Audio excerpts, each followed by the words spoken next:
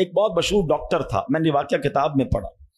مثال کے طور پہ اس کا نام ڈاکٹر احمد تھا. ساری زندگی اس نے بڑے آپریشن کیے، اس کا بڑا نام تھا. اب حکومت نے اعلان کیا کہ اس کو گولڈ میڈل دینا ہے، life time achievement award.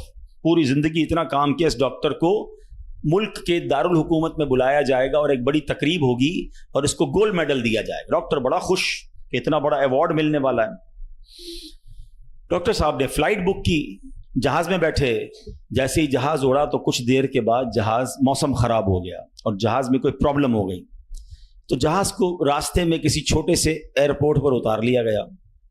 Doctor صاحب جہاز سے نکل کر عملے کے پاس جاتے ہیں کہ بھائی کب جہاز اڑے گا، میری تو وہاں بہت اہم تقریب ہے اور سارا پروگرام میرے لیے سجایا گیا ہے، میں چیف گیسٹ ہوں، مجھے گولڈ میڈل ملے گا، بتائیں دوبارہ جہاز کب اڑے گا. کثر چھوٹا سا ایئرپورٹ ہے، جہاز کا پرابلم بڑا ہے، اتنا جلدی ٹھیک نہیں ہوگا. آپ کو اگر پہنچنا ضروری ہے تو آپ کو ایک گاڑی لیں کرائے پر اور بائی کار چلے جائیں، آپ پہنچ جائیں گے اپنی تقریب سے پہلے. ڈاکٹر نے کہا یہ بھی آئیڈیا ٹھیک ہے، جہاز کے انتظار میں کہیں میرا پروگرام ہی مس نہ ہو جائے. ڈاکٹر صاحب نے گاڑی بک کی، رینٹ کار لی. جیسے ہی راستے میں گئے تو زبردست بارش، آندھی طوفان. اس اندھیرے میں، اس آندھی طوفان میں ڈاکٹر صاحب راستہ بھول گئے اور کسی مین ہائی وے سے نکل کر گاؤں کے روڈ پہ چڑھ گئے. بہت دیر تک راستے میں، اب بھوک بھی لگ رہی، کھانا بھی نہیں کھایا، اندھیرا گپ، بارش ہو رہی ہے. اچانک ایک چھوٹا سا گاؤں میں گھر نظر آیا جس میں ایک بلب جل رہا تھا. ڈاکٹر صاحب نے کہا اب تو حالت ایسی ہو گئی، دروازہ کھٹکھٹایا. ایک بوڑھی عورت نے دروازہ کھولا. کب ماں جی کچھ کھانے پینے کو ملے گا، بہت بارش ہو رہی. کہا بیٹا اندر آ جاؤ. وہ اندر چلا گیا. ماں جی نے بڑی محبت سے اسے پانی بھی دیا، کچھ کھانے کو بھی دیا. تھوڑی سانس میں آئی تو ڈاکٹر نے دیکھا کہ برابر پہ بستر پر ایک نوجوان لیٹا ہوا تھا. کہا ماں جی یہ کون ہے؟ کہا بیٹا میرا بیٹا ہے. کیا ہو گیا اسے؟ کہا اس کو بہت بڑی بیماری ہے. ماں جی علاج کیوں نہیں کرواتی؟ ماں جی کہتی میں نے گاؤں کے ڈاکٹر کو دکھایا ہے، ڈاکٹر کہتے ہیں ہمارے وطن میں ایک ہی ڈاکٹر ہے جس کا نام ڈاکٹر احمد ہے، وہی اس کا علاج کر سکتا ہے.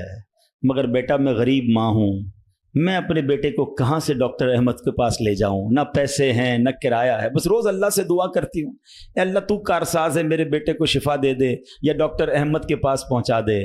ڈاکٹر احمد رونے لگا. کہتا ہے ماں جی میں ہی ڈاکٹر احمد ہوں اور اللہ نے مجھے تیرے گھر پہ بھیج دیا ہے.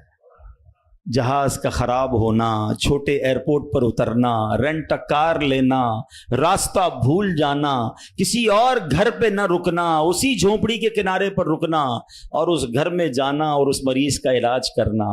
اب بھی نہیں مانو گے؟ ان اللہ علی کل شیء قدیر، میرا رب جو چاہے وہ کرنے پر قادر. بس ہمارا بھروسہ ہل جاتا ہے.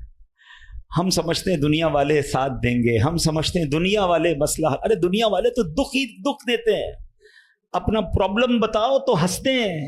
ہم سے کہتے فکر نہ کرو، دوسروں کو بتاتے ہیں دیکھو اس کا یہ مسئلہ ہے، یہ فلاں کام کے لیے آیا تھا، اتنی بڑی بڑی باتیں کرتا ہے، اس کا یہ مسئلہ ہے. ہمارے مسئلے کو انجوائے کرتی ہے دنیا. کون ساتھ دیتا ہے آج؟ مگر جو ہمارے عیبوں پر پردہ ڈالنے والا، جو ہمیں بچپن سے لے کر آج تک نوازنے والا، جو ہمارے گناہ ہونے کے باوجود ہمیں عطا کرنے والا ہے، وہ ہمارا رب کریم ہے.